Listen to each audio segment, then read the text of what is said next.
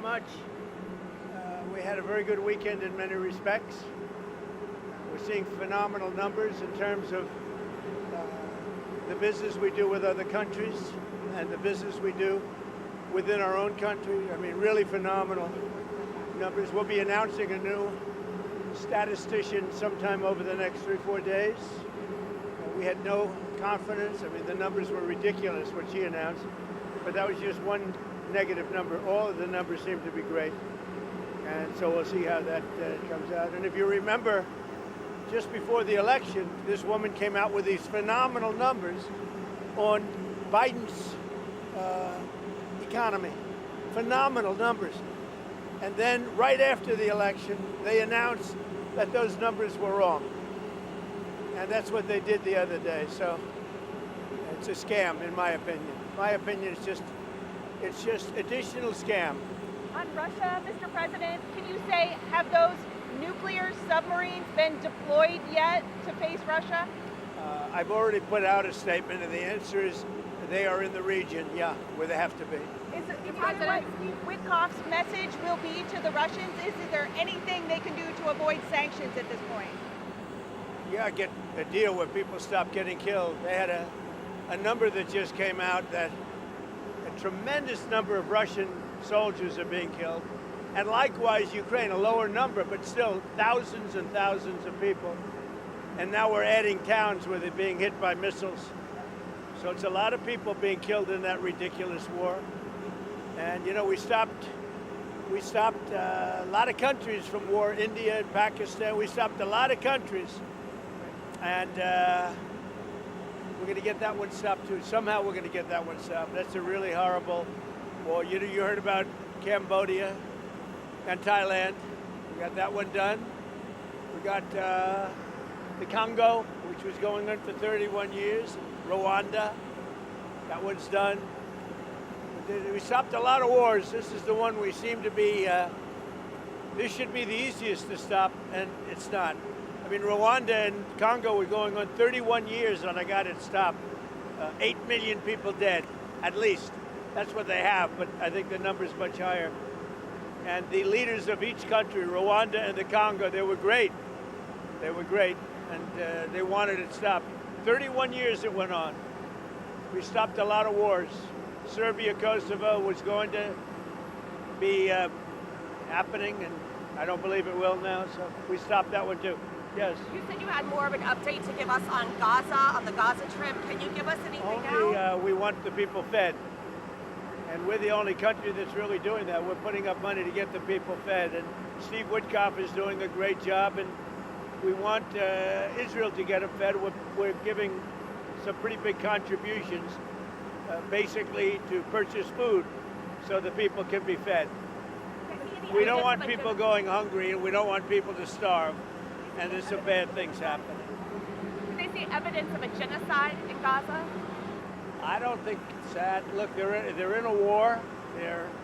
Some horrible things happened on October 7th, as you know. It was a horrible, horrible thing. One of the worst I've ever seen. I've seen a lot of bad things in some president in terms of wars and potential wars. I mean, if you look at the one that we just stopped, they had thousands of people being dead already at the border between Thailand and Cambodia. Thousands of people. And I mean, I've seen some bad things, but that October 7th with Hamas was really, really bad. Mr. President, can you give us an update on Steve Witkoff in Russia and what happens on Friday if the deadline comes and Russia has not agreed to a ceasefire? Well, there'll be sanctions, but they seem to be pretty good at avoiding sanctions. You know, they're wily characters, and they're pretty good at avoiding sanctions. So we'll see what happens. But Steve is focused right now on the border in terms of, we're talking about with Gaza, getting people fed. And he may be going, I think next week, Wednesday or Thursday, may be going to Russia. They would like to see him. They've asked that he meet, so we'll see what happens. Mr. President, what advice do you have for Republicans on Capitol Hill heading into midterms? What do they need to do? What can they do to, hold well, one of the things they're going to be talking about pretty soon are the tremendous drop in drug prices. You know, we've cut drug prices by 1,200, 1,300, 1,400, 1,500%. I don't mean 50%, I mean 14, 1500%. Because we're going favored nations. We want the same prices Europe gets. We want the same prices other country gets. And over the years, 25, 30 years ago, it started where they were charging us much more. And I put an end to it, with a letter that you saw last week. So I think that's going to be a point. I don't know how anybody could win an election if they're on the other side of that issue. So we'll be dropping drug prices. It'll start over the next 2 to 3 months by 1,200, 1,300, and even 1,400% and 500%, but not just 50% or 25%, which normally would be a lot, because the rest of the world pays much less for the identical drug, and we're going to be paying the same thing. We're going to have a favored nations. We will pay as low as the lowest nation in the world.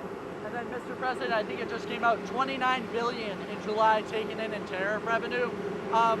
Could we see a potential rebate here, and what would that look like, and who would qualify? Well, we're going to pay down debt. We have a lot of money coming in, much more money than the country's ever seen, by hundreds of billions of dollars.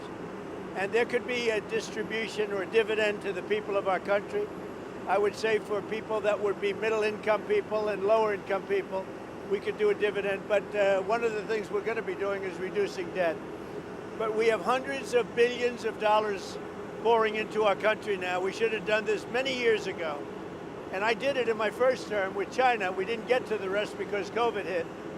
And you couldn't really go to France and Spain and Italy and say, let's start talking about some tariffs. But China was paying us hundreds of billions of dollars in tariffs, and we did it then.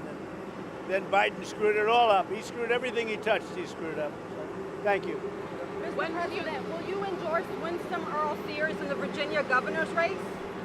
Yeah, I would. I would. I think probably she's got a tough race. She shouldn't have, but because the candidate she's running against is not very good. But I think she's got a tough race. But I would, yeah.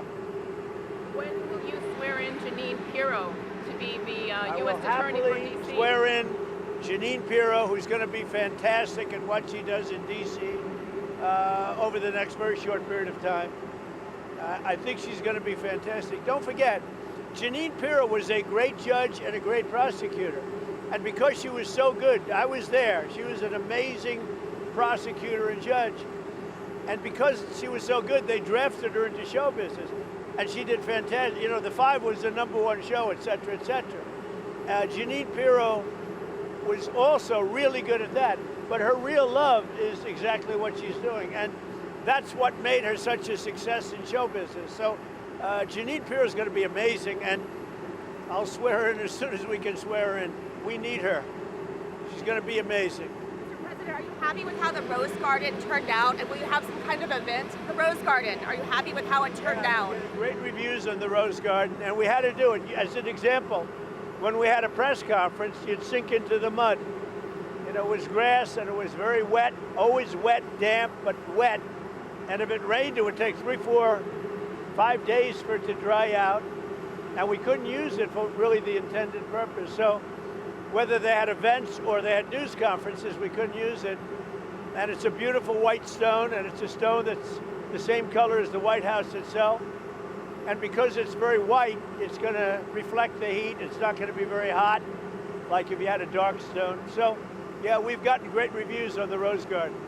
Any update on the search for the Federal Reserve Board? Have you been interviewing candidates? No, I have a couple of people in mind. I'll be announcing somebody for the filling of the person that left. A woman left, as you know, who was I guess a Biden appointment, either Biden or Obama, but I think a Biden appointment.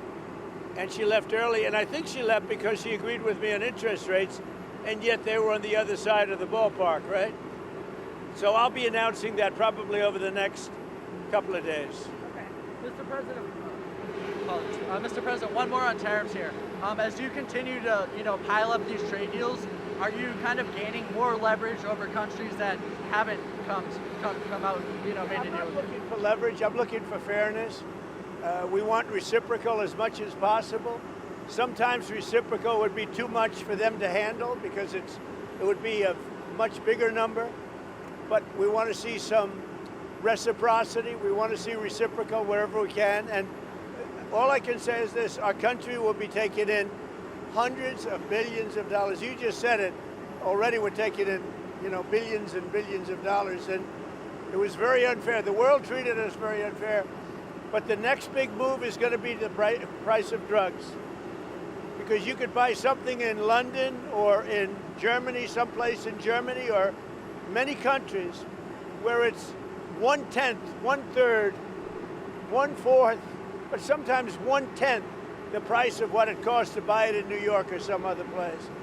And we're not doing that anymore. We're not allowing that anymore. That started many years ago when people were asleep at the wheel in this country, and they allowed that to happen, and I'm stopping it. On the UN ambassador, will that still be a cabinet level position, sir, or not? I don't know. I haven't determined that yet.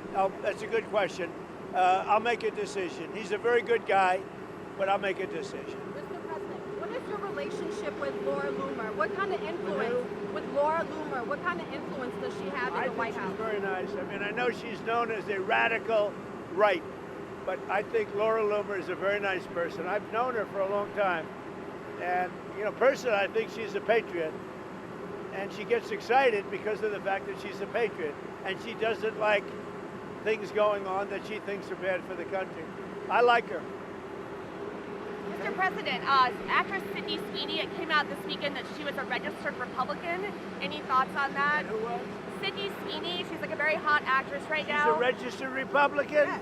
Oh, now I love her ad. Is that right? Is Sydney Sweeney? You'd be surprised at how many people are Republicans. That's what I wouldn't have known, but I'm glad you told me that. If Sydney Sweeney is a registered Republican, I think her ad is fantastic. Okay, thank you very much, everybody. Thank you, Mr.